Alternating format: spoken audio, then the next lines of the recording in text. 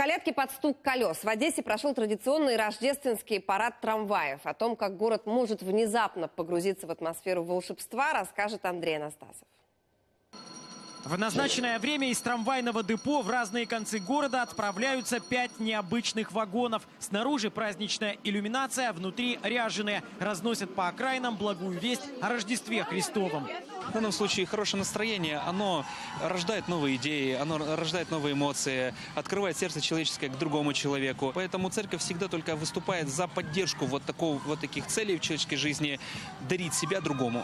Вместо вагона вожатого Дед Мороз, вместо кондукторов музыкальные коллективы одесских храмов. Есть и простые прихожане, которые поют и даже отплясывают на ходу.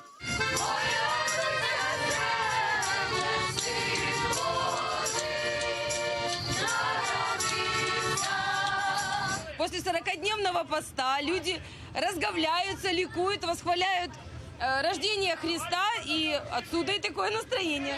Курсируя по Одессе, праздничные трамваи делают остановки. Пока колядники поздравляют прохожих и раздают детям сладости, вагоны заполняются пассажирами. Одни специально пришли на акцию, другие оказались здесь случайно. И вот уже все вместе поют не только колядки, но и популярные песни.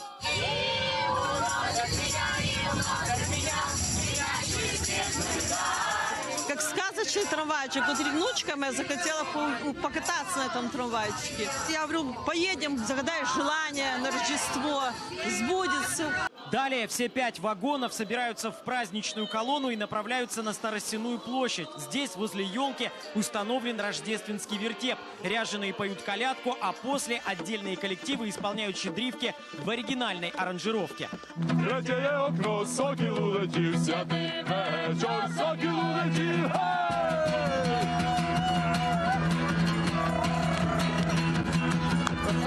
На площади собралось немало людей, особенно довольна детвора. А песни о чем были?